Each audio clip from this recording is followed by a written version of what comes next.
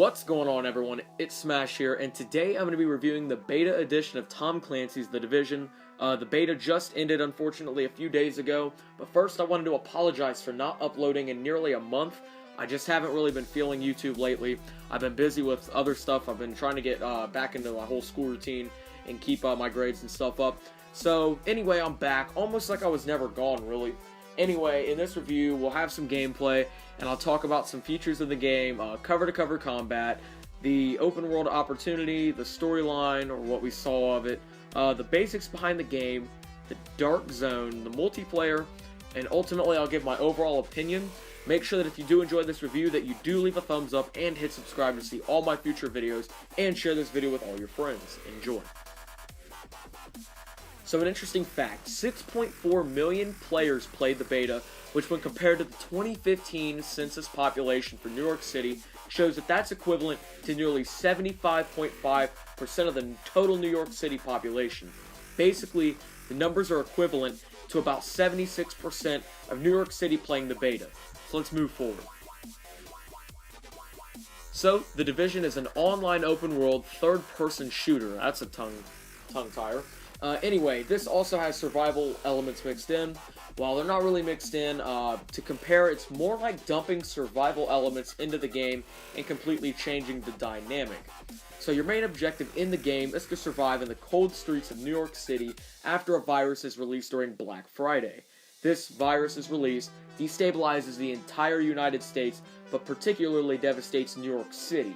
The city streets are now filled with bandits and thugs who will try to kill you at any time, but also filled with other helping hands such as the Joint Task Force, or JTF. The story takes you through the adventure and action of investigating the source of the virus and slowly rebuilding the city of New York. The open world opportunity makes this game feel way more realistic than a game with a set line of events that don't really take you everywhere around the city. In The Division, you do your missions at any time, or you can do your side quests at any time, or you can explore into the Dark Zone. The Dark Zone is an area of the map where you really face your challenge. It takes a lot of skill, teamwork, and overall wits to survive in these areas.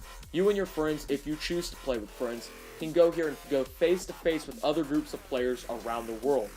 Once you get a little practice, the Dark Zone isn't impossible to survive in. My advice for players in the Dark Zone is to stay behind cover when rogues are in the area, always fight your AI bandits for their loot and some experience, and don't cause trouble with other groups that are larger than yours. Also, extract your loot often. You might be asking, well, what's an extraction? An extraction is one of many zones on the map where teams can go to make sure their loot is secured. Once you secure and signal for an extraction, you hold off the area for about 1 minute, and a helicopter will fly in, and it drops this rope. You walk up to it, and you put all of your gear that's in your inventory into it. And once you do this, it puts all of your inventory stuff that you just placed into your extraction into a chest in the base of operations back in the main zone of the game. It ensures that other players cannot steal your gear if you get killed. That's the significance. That's another thing of the Dark Zone. People are always out for loot. They will kill anyone in sight if they think they have the chance to pick up some valuable gear. My suggestions for this: roll with a team of players and watch your minimap. If you're confronted, take cover and use teamwork, and you'll save yourselves. Also beware, as AI units are somewhat powerful in groups and can make you drop your loot. And I'm just going to let you know, sometimes rogues will run in packs of 8 to 9, which is very hard to face. So if you're only running with about 4 people, my best suggestion for you, if you're running into big groups of bandits and rogues all over the maps, don't try to confront them. Just hide out somewhere. There's plenty of places to hide. The cover-to-cover mechanics of the game are very important to everyone. Being out in the open or not behind cover is guaranteed to get you killed. As you'll see in this video, by highlighting an area and holding X, you can run to other areas of cover, which can give tactical advantages and save your life. If you're on an object such as a car, where you can come around to the other side of the vehicle behind cover, you can also do that, which can, if you accidentally move to an area where you're not all the way behind cover, you can just round the car pretty easily and go where you need to go. The basics behind the game are quite complicated for players who have never played an open world game or an RPG. The game allows you to buy and sell weapons, gear, such as armor and backpacks, and also mods for your weapons, such as extended mags or sights for rifles. Knowing what you're picking up as loot can make you a fortune. You don't want to pick everything up, as items has varying amounts of value. Usually the higher the level, or if it's a weapon, depending on how well the loot is, like if the armor defends, or if it like has a higher rate of defense, or if it's a higher level, that's usually what's going to make them more valuable. And Dark Zone weapons are typically worth more than regular weapons, so if you do pick those up in the Dark Zone, you usually find those on the named NPCs. Those are kind of like bosses of the bandits in the area. They're kind of hard to kill though. If you do find Dark Zone weapons, you will want to sell those. Unless you want to use them, depends. If it's too high of a level for you to use now, I would sell it because they are worth a pretty decent amount of money.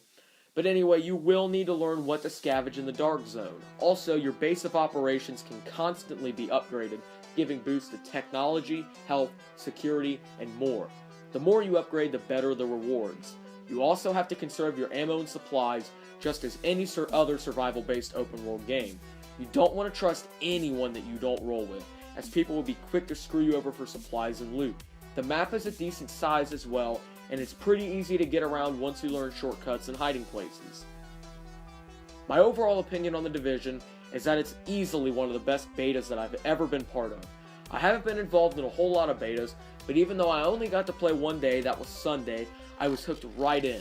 Before the beta, I had my eye on this game and wasn't really sure if I was even going to ever get it. Now, I am actually considering to pre-order this game.